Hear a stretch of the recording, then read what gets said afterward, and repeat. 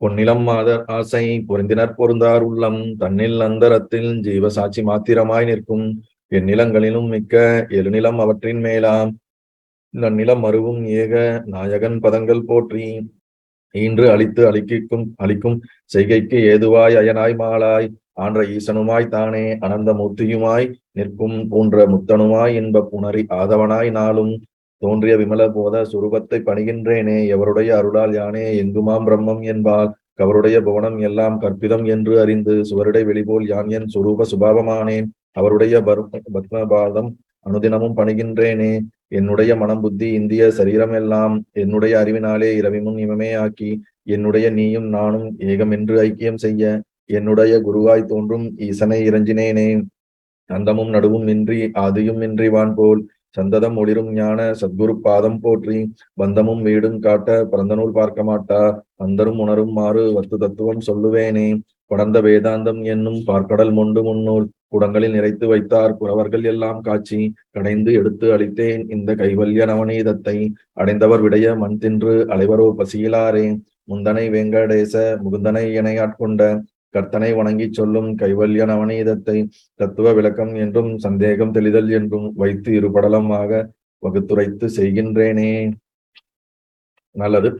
ஈசனுக்கு இது சுளுத்தி, இதுவே காரண சரீரம். கோசமாம் ஆனந்தம் ஆகும். குணம் ராசதம் அவித்தை தேசு அரு அவித்தை தோறும் சிற்சாய ஜீவகோடி நாசமாம் உயிருக்கு அப்போது நாமமும் பிராஞனும் ஆமே. பாடல் 33. ஈசனுக்கு இது சுளுத்தி, இதுவே காரண சரீரம். கோசம் ஆனந்தமாகும். குணம் ராசதம் அவித்தை தேசு அரும் அவித்தை தோறும் சிற்சாயை சீவகோடி நாசமாம் உயிருக்கு அப்போது நாமும் பிராஞனும் ஆமே. அதாவது ஈஸ்வரன் நாம் சொல்லக்கூடிய மாயையோடு கலந்த சைத்தன்யம் இருக்கக்கூடிய நிலைக்கு பேர் தான் சுளுத்தி, காரண பிரபஞ்சம். ஈஸ்வரனுக்கு அது காரண சரீரம். நம்ம ஒவ்வொருவருக்கும் 3 சரீரங்கள் இருக்கிறது. ஸ்தூல சூட்சம காரண சரீரம். 5 கோஷங்கள் இருக்கிறது. ஆனந்தமயம் கடைசி கோஷம், அன்னமயம் பிராணமயம் மனோமயம் விஞ்ஞானமயம் ஆனந்தமயம் என்று 5 கோஷங்கள் இருக்கிறது. அதை பற்றி பின்னாடி ரொம்ப விளக்கமா சொல்ல போறார். ஸ்தூல சரீரம் என்பது நம்ம வெளியே பார்க்கக்கூடிய பரு உடல். நுண்ணிய உடல் என்பது அதற்குள்ளே இருக்கக்கூடிய சூட்சும உடல். அதை பற்றி விளக்கப் போகிறார். இந்த ஸ்தூல சூட்சும உடலுக்கு எது காரணமாக இருக்கிறதோ அது காரண சரீரம் என்று சொல்லுவோம். ஒரு பெரிய மரம் இருக்கிறது. அந்த மரம் ஒரு மாமரமே எடுத்துக்கொள்வோம். அந்த மாமரம் இவ்வளவு பெரிதாக வந்து கனியை கொடுப்பதற்கு காரணம் எது என்றால் மாமரத்தினுடைய விதை. விதைதான் காரணமா என்றால் விதைக்குள் இருக்கக்கூடிய வீரியம், அந்த தன்மை அது வெளிப்படாமல் இருக்கிறது. எப்பொழுது மண்ணிலே போட்டு அது சிறிது காலம் கழித்து மரமாக வந்து பழங்களை தருகிறது. அப்ப இந்த இவ்வளவு பெரிய மரங்களையும் இவ்வளவு பெரிய காரியங்களையும், காரியம்னா வெளிப்பட்டது, வெளியே ஒரு செயல் கர்மங்களை இயங்கக்கூடியது. அப்ப இவ்வளவு பெரிய கிரியையாக மரம் வந்து பழங்களை தரக்கூடியதுக்கான மூலம் எது என்று பார்த்தால் அந்த விதையிலே இருக்கக்கூடிய வீரியம், அதுல இருக்கக்கூடிய அந்த நம்ம சாஃப்ட்வேர்னு எடுத்துக்கலாம், அதனுடைய தன்மை, குவாலிட்டி. அதுபோல இந்த நாம் பார்க்கின்ற இந்த உலகமும் நாமும், புரிதல்ங்களா, இந்த உலகமும் நாமும் அனைத்திற்கும் காரியம் வெளிப்பட்டு நம்மால் உணரக்கூடியது. சூட்சமமாகவும் ஸ்தூலமாகவும் வெளிப்பட்டு விட்டது. ஆனால் இது வெளிப்படுவதற்கு முன்பு எந்த நிலையில் இருந்ததோ அந்த நிலைக்கு பேர் தான் காரணம் என்று அர்த்தம். இப்ப ஈஸ்வரன் தான் இவை அனைத்தும் படைக்கிறார் என்றால் அவர்தான் அனைத்திற்கும் காரணமாகவும் இருக்கின்றார். அவர் இருக்கக்கூடிய நிலைக்குத்தான் காரண சரீரம்.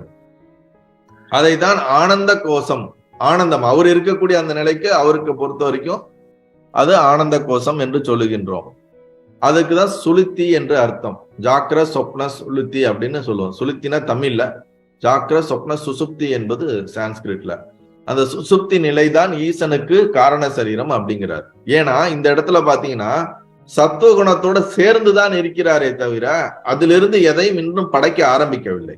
நாம இப்ப பார்க்கக்கூடியது வந்து எந்த இதை பார்த்துக்கிட்டு இருக்கோம்னா அந்த ஒரு காரணமா இருக்கக்கூடிய அந்த நிலையைத்தான் இப்ப நம்ம என்ன பண்ணிட்டு இருக்கோம், அண்டர்ஸ்டாண்ட் பண்றதுக்கு முயற்சி பண்ணிக்கிட்டு இருக்கோம். ஏனென்றால் எல்லாமே காரணம் இல்லாமல் வெளிப்பட முடியாது. அனைத்து காரியத்திற்கும் ஒரு காரணம் இருக்கும். அது போல சோ இப்ப முதல்ல வந்து இங்க ஆச்சாரியர் என்ன சொல்லி முடிக்கிறாருன்னா, ஈஸ்வரனை பத்தின ஒரு இன்ட்ரோடக்ஷன் நமக்கு கொடுத்து, ஈஸ்வரனுடைய தன்மை என்ன, அவன் அந்தர்யாமியாகவும் நிமித்தகாரனாகவும் காரண சரீர அபிமானியாகவும் அவன் சுளுத்தி நிலையிலே ஆனந்தமய கோஷமாக அவன் இருக்குகின்றான் அப்படிங்கறது நமக்கு இப்ப எஸ்டாப்ளிஷ் பண்றாரு. அப்படி இருக்கக்கூடிய ஈஸ்வரன் யாருன்னா சத்துவகுணத்தோடையும் சைத்தன்யமா பிரதிபிம்பமா ரெண்டும் சேர்ந்ததுதான். அதற்கு பேர் தான் நம்ம என்ன சொல்றோம், ஈஸ்வரன் அப்படின்னு சொல்றோம். அப்படி இருக்கிறாரு. இப்ப வந்து இது சத்துவகுணத்துல இருந்து வெளிப்பட்டவை. இப்ப அதுக்கு அடுத்து என்ன அவர் வந்து நமக்கு உரைக்கிறார் என்றால், ஜீவன் எவ்வாறு ஃபார்ம் ஆகுது. நாம எல்லாம் ஜீவாத்மாக்கள் தானே. சோ இந்த ஜீவன்கள் எவ்வாறு ஃபார்ம் ஆகுறது அப்படிங்கறது அவர் சொல்றாரு. குணம் ராசதம் அவித்தை தேசு அரும் அவித்தை தோறும் சிற்சாயை ஜீவகோடி. ராஜச குணம் அதாவது ரஜோகுணத்திலிருந்து இந்த ஜீவர்கள் அனைவரும் உற்பத்தி ஆகின்றார்கள். சத்துவகுணத்திலிருந்து ஈஸ்வரன் வெளிப்படுகிறார், சத்துவகுண பிரதானியாக இருக்கின்றார். ரஜோகுணமாக அதிலிருந்து வெளிப்படுபவர்கள் தான் இந்த ஜீவர்கள். அந்த ரிஃப்ளக்ஷன் பிரம்மம் ரஜோகுணத்துல பட்டு அதுல இருந்து எது வெளிப்படுகிறதோ அவர்களுக்கு பேர் ஜீவர்கள். நல்லா புரிஞ்சுக்குங்க. சத்துவகுணத்துல வெளிப்பட்டா ஈஸ்வரன், ரஜோகுணத்துல வெளிப்பட்டு வந்தா ஜீவர்கள். சத்துவகுணம் அமைதி சாந்தம், ரஜோகுணம் எப்பொழுதும் ஒரு இயக்கத்திலே இருந்து கொண்டே இருப்பது. அப்ப இந்த ரஜோகுணத்துல வந்து வெளிப்படும் பொழுது ஜீவ கோடி அப்படிங்கிறார். பல கோடிக்கணக்கான ஜீவர்கள் அதிலே உற்பத்தி ஆகின்றார்கள். ஆனா ஈஸ்வரன் ஒண்ணுதான், அந்தர்யாமி ஒன்றுதான். நல்லா புரிஞ்சுக்கணும். ஆனா ஜீவர்கள் கோடிக்கணக்கான ஜீவர்கள் உற்பத்தி ஆகின்றார்கள். எதுல உற்பத்தி ஆகிறார்கள் அப்படின்னா அவித்தை. அவித்தை என்றால் அறியாமை, அஞ்ஞானம். மலின சத்துவம் தேசு அரும் அவித்தை அப்படின்னா மலின சத்துவம். இதுல இன்னொன்னு நல்லா புரிஞ்சுக்கணும். சத்துவகுணம் ரஜோகுணம் தமோகுணம் என்று சொன்னாலும் சத்துவகுணத்திலே சிறிதளவு ரஜோகுணமும் சத்துவகுணத்திலே சிறிதளவு தமோகுணமும் இருக்கும், நெக்லிஜிபிளா இருக்கும். அதே போல் ரஜோகுணத்திலே சிறிதளவு சத்துவமும் சுத்த சத்துவம், மலின சத்துவம், அசுத்த சத்துவம் என்று சொல்லக்கூடிய அந்த சத்துவகுணத்திலே வேறுபாடுகள் இருக்கும். தமோ குணத்திலும் இந்த வேறுபாடுகள் இருக்கும். நம்ம படைக்கும் கடவுள், காக்கும் கடவுள், அழிக்கும் கடவுள் என்று சொல்லுவோம். விஷ்ணு, பிரம்மன், பிரம்மா, ருத்ரன். இப்ப நம்ம ஈஸ்வரன் சொன்னது என்னது? சத்துவகுண பிரதானி, சத்துவகுணத்துல வெளிப்படுறவர். அந்த சத்துவகுணத்துல சத்துவமா யார் முழுமையா வெளிப்படுறாரோ அவருக்கு பேர் தான் விஷ்ணு. அந்த சத்துவகுணத்துல ரஜோகுணத்தோட அந்த சத்துவத்துல ரஜோ கொஞ்சம் இருந்து வெளிப்படுறவருக்கு பேர் பிரம்மா. அந்த சத்துவகுணத்துல தமோ குணத்தோட வெளிப்படுறவருக்கு பேரு ருத்ரன். மூன்று பேருமே என்னது? சொரூபமான சைத்தன்ய சொரூபம் தான். ஆனா அதுல சின்ன சின்ன வேரியேஷன். அதனாலதான் அவர்களை படைத்தல், காத்தல், அழித்தல் என்ற தொழிலுக்கு நாம வந்து சொல்றோம். மூன்று பேருமே என்னது? தன்னை உணர்ந்த ஈஸ்வர ஸ்வரூபம் தான். அதுல எந்த ஒரு மாற்று கருத்தும் கிடையாது. ஆனா இங்க ஜீவர்கள் வரும் பொழுது அவர்கள் தோற்றத்திலே அஞ்ஞானம் இருக்கிறது. ஆனா அந்த மேல இருக்கிற மும்மூர்த்திகளுக்கோ ஈஸ்வரனுக்கோ அஞ்ஞானம் கிடையாது. இவர்களுக்கு பிறப்பிலே அஞ்ஞானம் இருக்கின்றது. அததான் அவித்யா என்று சொல்கின்றோம். அதுல வந்து 3 கேட்டகரி இருக்கு. இப்ப ஜெனரலா வந்து இதுல சொல்லப்படல. ரஜோகுணத்துல வந்து சத்துவகுணம் அதிகமா இருந்த தேவர்களாகவும், ரஜோகுணத்துல ரஜோகுணமா இருந்த மனிதர்களாகவும், ரஜோகுணத்துல தமோகுணம் இன்னும் அதிகமா இருந்தா மற்ற ஜீவராசிகள் இருக்குல்ல, புல்ல இந்த நிறைய இந்த பூச்சிகள் இந்த மாதிரியாகவும் வருவோம்.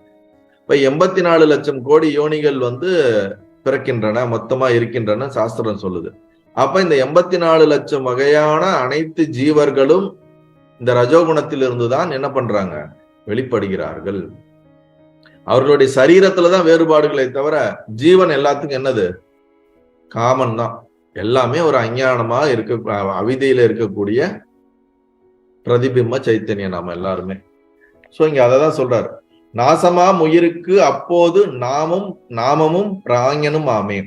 நாசமாம்னா என்ன அர்த்தம்னா நாசம் அடையாத அப்படின்னு அர்த்தம். உயிர்களுக்கு நாசம்னா நாசமாவதுன்னு நினைச்சு கூடாது. நாசமாம் உயிர்களுக்குன்னா அழிக்க முடியாத அழிவில்லாத ஜீவர்கள்.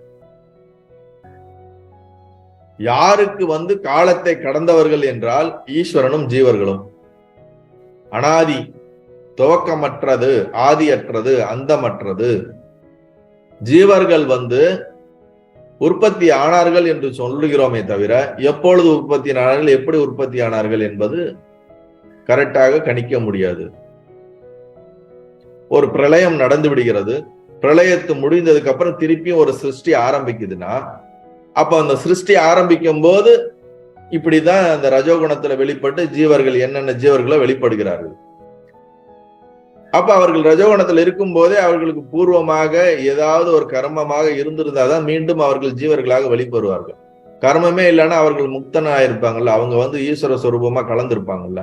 இப்ப ஜீவனா வழிபடுறாங்கன்னா அவங்களுக்குள்ள அஞ்ஞானம் இருக்கிறது, அந்த அஞ்ஞானம் தான் கர்மம் அப்படிங்கிறோம்.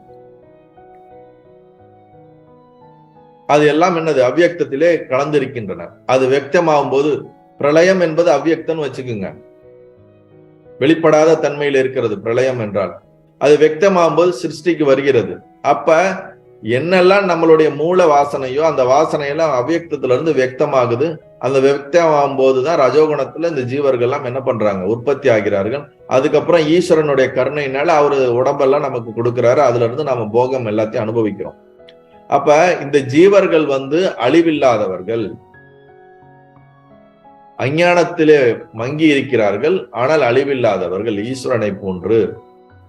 எப்பொழுது அழிவு ஏற்படுகிறது என்றால், தன்னுடைய சொரூபத்தை ஞானத்தை உணர்ந்த மாத்திரத்திலே அவர்கள் பிரம்மஸ்வரூபமாக தன்னை உணரும் பொழுது இந்த ஜீவ கல்பனையும் இந்த ஈஸ்வர கல்பனையும் ஜகத் கல்பனையும் இவை அனைத்தும் ஆரோபம், ஒரு கல்பனை என்று ஞானத்திலே உணரும் பொழுது தன்னுடைய சொரூபத்தை உணர்ந்து அதெல்லாம் ஒன்றும் இல்லை என்பதை புரிந்து கொள்கிறார்கள், தோற்றம்தான் என்று அறிகிறார்கள்.